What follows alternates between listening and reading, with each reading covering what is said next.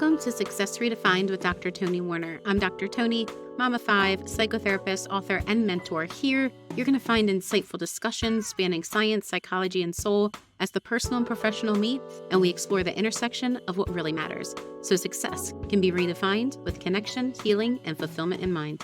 No one likes getting hurt.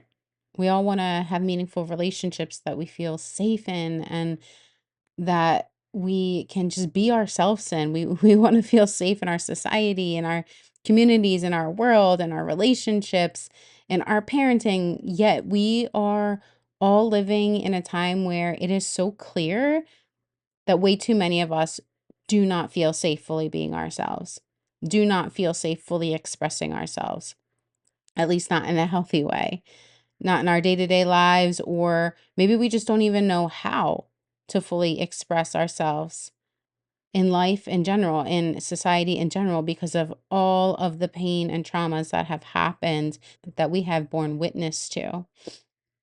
But we need to safely express ourselves. We need to have that experience. It's part of being human. We want to feel connected and we need to feel connected to move forward in a way that helps us all to feel a sense of meaning, of deep fulfillment, and like we belong. So let's talk about healing and trauma and loving and leading and living and how it can be so hard and yet so essential all at the same time. The other day, my dear friend and therapist colleague came to visit, which was so nice. This is the first time that she'd been to our new place. We had met back in school when we were both working towards obtaining our doctorates in human sexuality. We hit it off right away because we both had this super ambitious attitude and we had strong passions about our work and our curiosities about human behavior and relationships and sexuality and how it all intermingled with one another. And so we've stayed close friends and colleagues over the years, but due to COVID and then I had back-to-back babies and she was doing a lot of traveling, we both moved further away from each other, so we hadn't seen each other for a while. It was really nice to see her. It felt so good. We talked about our own mental health and marriages and parenting, our professional aspirations. We so appreciate where we're at as well, just with our lives. And we got to talk about that and how far we've come and how much we enjoy that, how blessed we are, what we've got going on, what we're looking forward to, all the things. Maybe you can think about some of the times you get to talk to someone that you're close with, just about all of the things, kind of no bounds. I especially love talking about just hot topics that her and I are both super passionate about, but in different ways. And I shared a bit about some hot topics that I often feel that I've just viewed differently than most of our society. And so that's led me to not share publicly about it as much as I would like to. In the past, it's really held me back, and I've noticed that I can still see that happening here and there. And so I got to talk with her about some of those subjects. I'm talking about subjects like privilege, trauma, healing as a society, things like that. Things I feel really passionate about, but are also pretty sensitive topics. And so we got to have some good conversation around that. And after she left, I felt such a rush of gratitude, just a surge, an overflow of appreciation for her, for our friendship, for the kind of connection that we have together. So real, so raw, so safe. And it got me thinking about lots of different things. But, as an ambitious woman with a trauma history myself, and for men, this can happen too, feeling safe in relationship and personal connection with others can actually feel really hard. Maybe you can relate to that.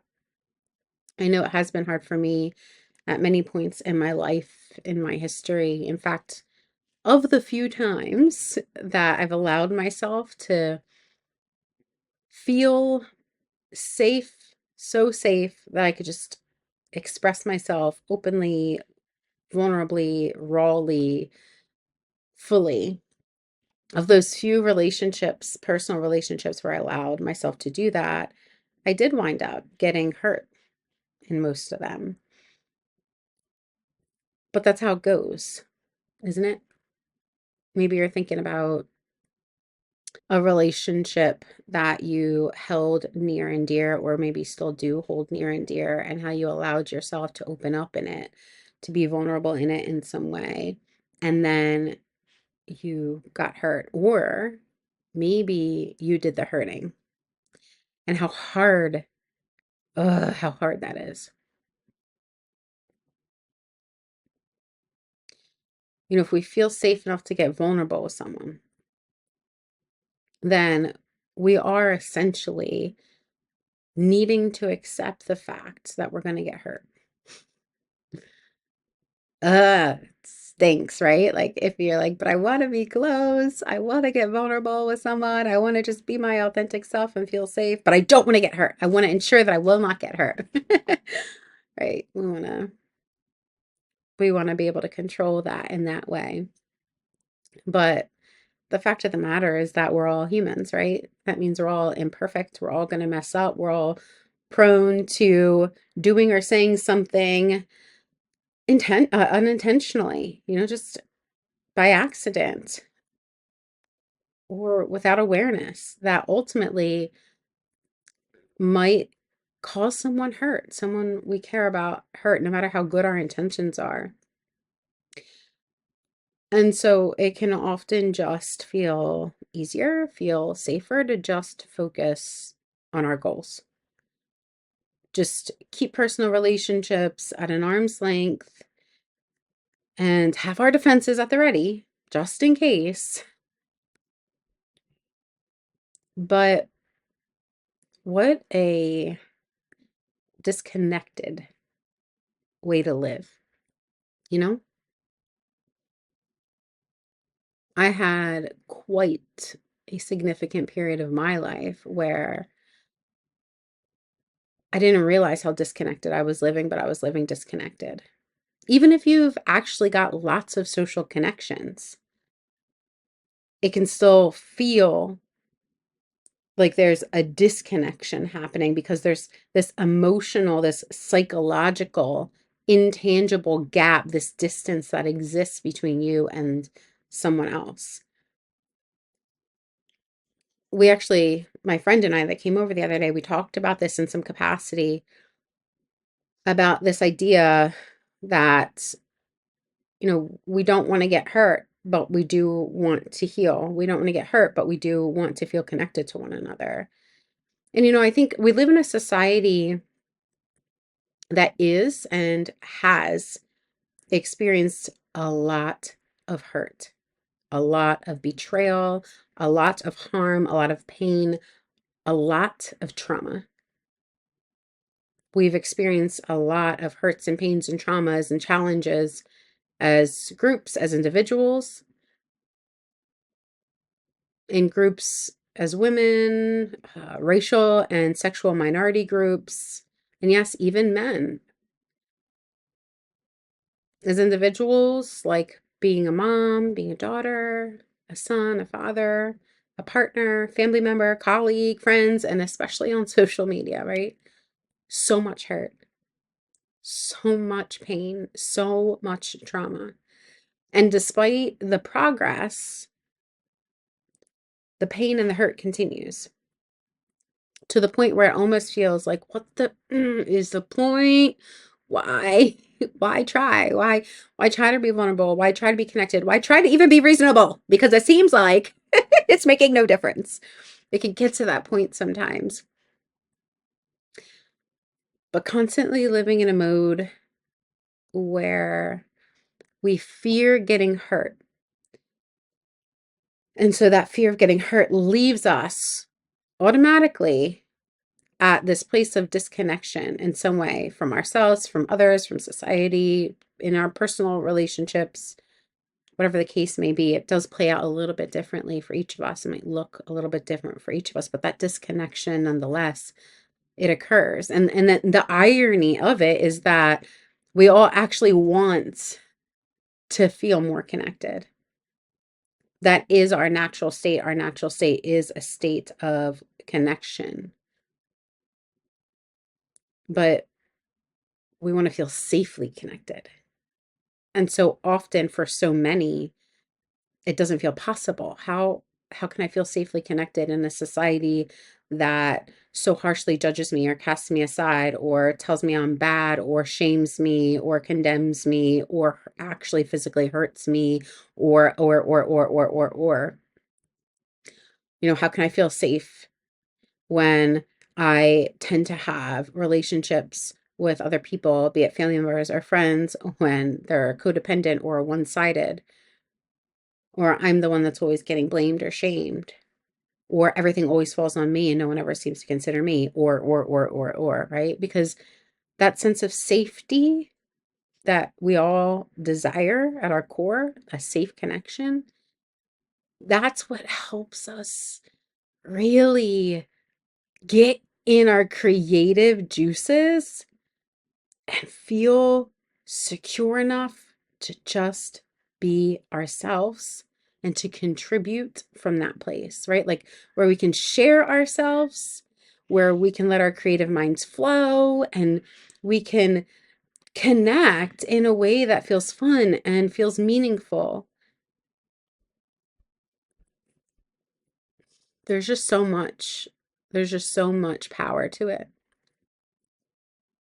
People who feel that level of safe connection within themselves and with those that they're close with, within their community, within the environment that they're in.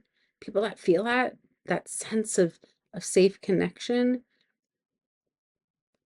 they can affect levels of change, not just within themselves, but levels of change that ripple out and inspire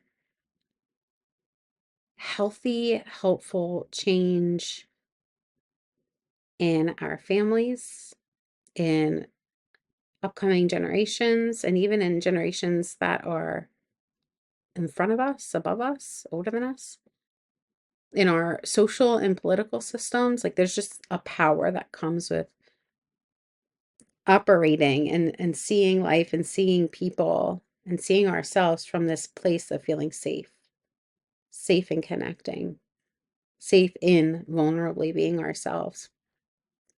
But how can we feel more safely connected when so many of us just do not feel safe? We feel that we need to protect ourselves, defend, attack, run, and or hide. How can we be more connected to one another if we get hurt when we are trying to connect? How can we heal these traumas and the ruptures that happen relationally or socially? How can we heal them if we know darn well that the hurt that has happened cannot be eradicated? Hurt will happen again. I started reading or listening to an audiobook by Princess Hemphill, What It Takes to Heal. I haven't finished yet. I'm only maybe a chapter or two in, but Princess poignantly says in the beginning of the book a question that I have all too often had come up within myself and explored and explored and explored, even with clients. How can we heal when we're still getting hurt? Now, I won't pretend like I've got all the answers, but I am bringing this conversation to the forefront because I do believe that we need to discuss what some of the solutions may be, what some of the possibilities may be. We need to have both a trauma informed and aware mind about this, as well as a solutions focused perspective to bring to the table. We have to integrate some different ways of viewing how to move forward through the pains, the challenges, the traumas that we are individually experiencing within our personal relationships, as well as those that we're experiencing within our greater society because they are here.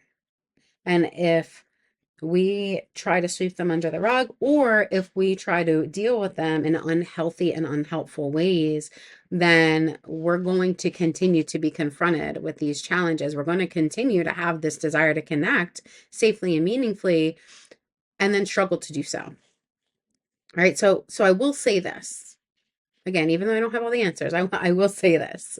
As someone who has experienced trauma in personal relationships within my own life, I know that it can feel terrifying to approach the trauma, especially to approach those who have inflicted the hurt that's contributed to the trauma.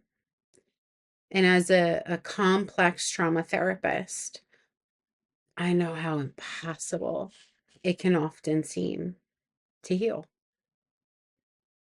to commit to a healing process. And as someone who's experienced systemic trauma, I know how overwhelming it can feel, how debilitating sometimes it can feel to try to change any of it. And as a woman who has been healing her own trauma and helping others to do the same for years and years and years now, I know how scary it can feel to vulnerably be yourself in connection with others without getting stuck in that defend, attack, fight or flight, run or hide type of reaction. And then practicing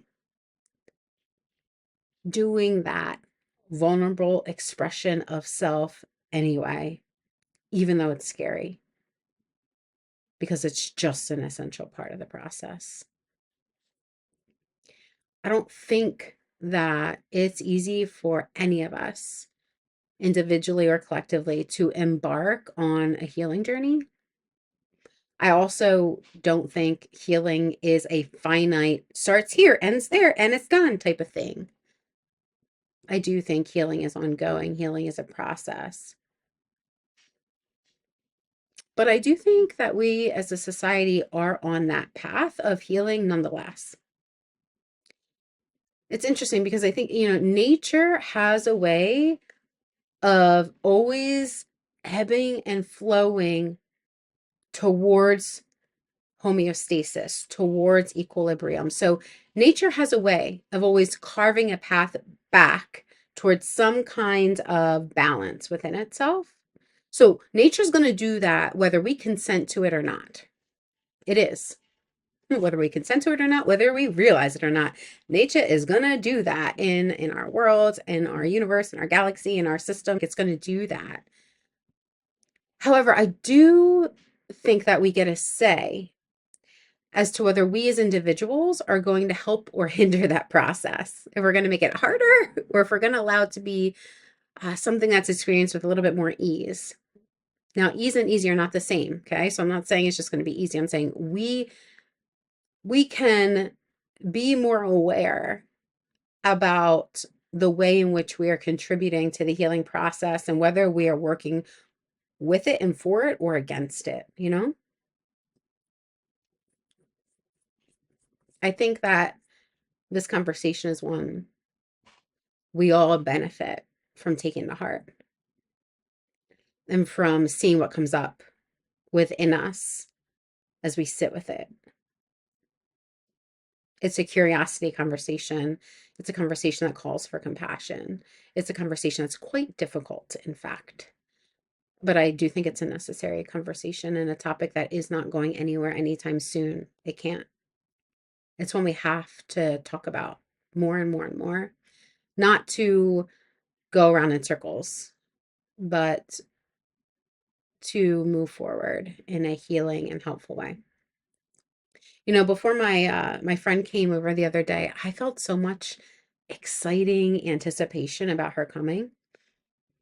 I felt free to express myself while she was here. And even though we don't agree on everything and we're very different, I felt safe in expressing my thoughts with her, my pitfalls, my challenges. And I can confidently say that she had a similar experience herself from what she received from me in our interaction together. And I think that's beautiful, for us to be able to have that in our lives. Now, let me be clear. I'm not saying that we're going to create a world in which every single one of us has that kind of friendships with every single one of us. I'm not saying that at all. Even though I think each of us really benefits from having at least one of those friendships in our lives.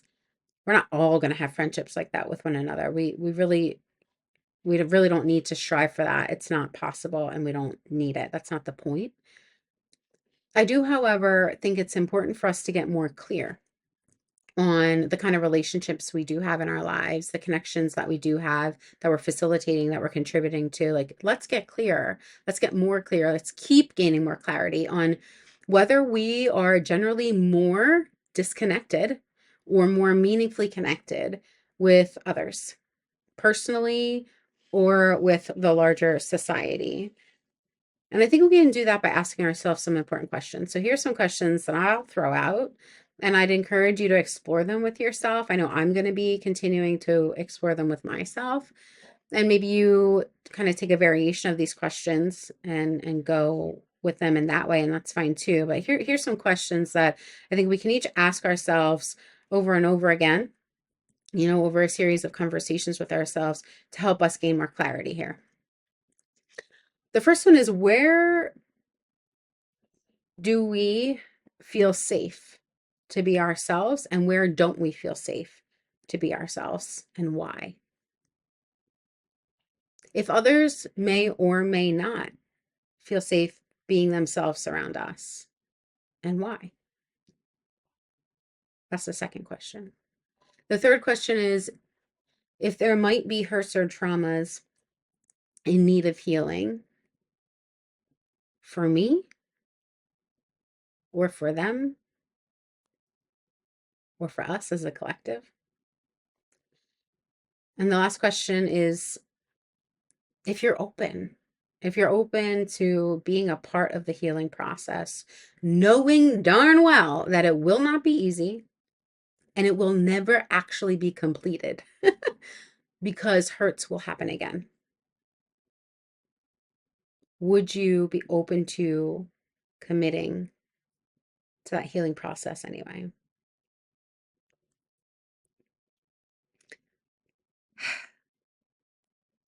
Challenging, huh? If you happen to be a high achieving mama and leader like me, then this whole conversation may have stirred up some uh, challenging, conflicting thoughts and emotions for you, because it can feel both igniting and also terrifying all at once. The different pieces that come with this conversation around connection and healing and trauma and feeling safe and not feeling safe, wanting to feel safe, all of these pieces individually in our personal relationships as a society. But it can feel that way. I think it can feel conflicting in major part because it's not just calling us to take a specific action that's going to lead to a specific and concise accomplishment that we can wrap up with a pretty bow and say, we've done it. Yeah, we worked hard, but we did it, right?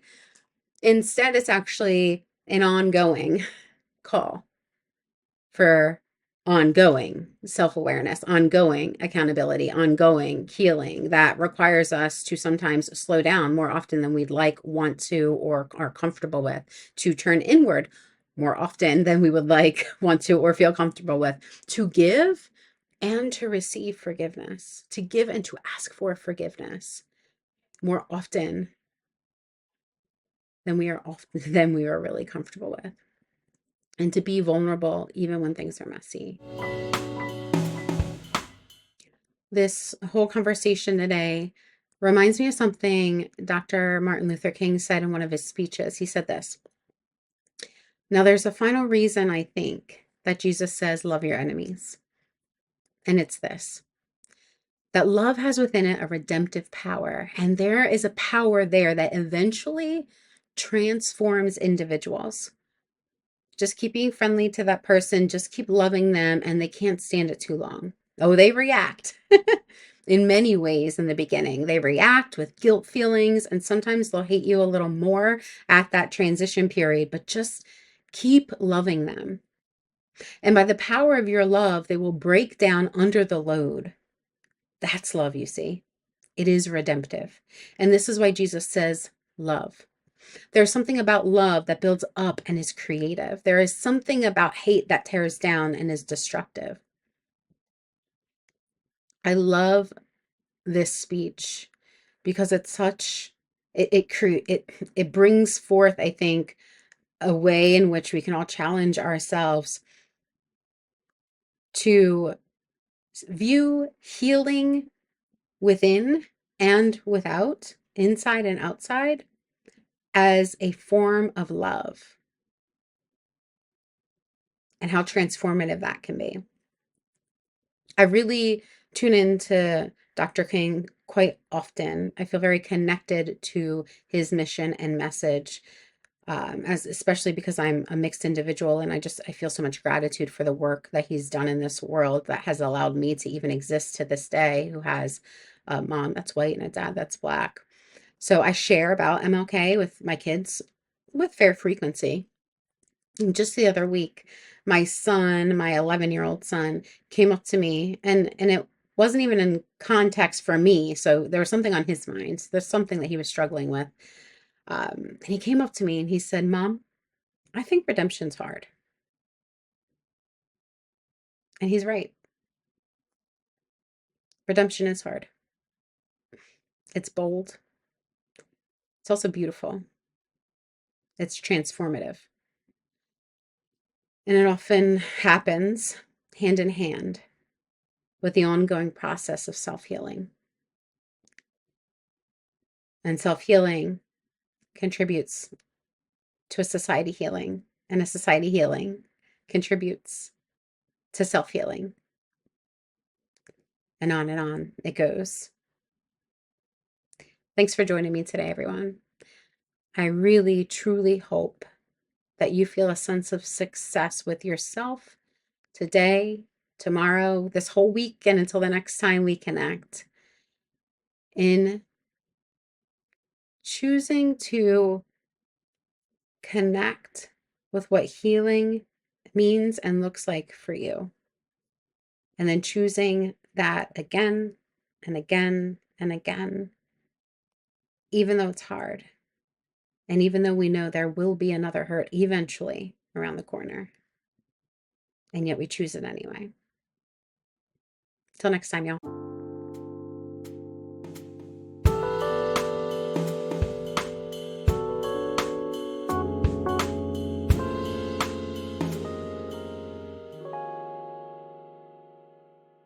Links related to this episode can be found in the show notes section. Want to submit questions about success, satisfaction, healing, in relationships, health, or work? You can do that free and anonymous at drtonywarner.com, where you'll find other resources there as well. Did you benefit from this episode? You can subscribe, like, and share with another to pass it on, because anyone can listen on the go with this podcast audio available on all major podcasting platforms.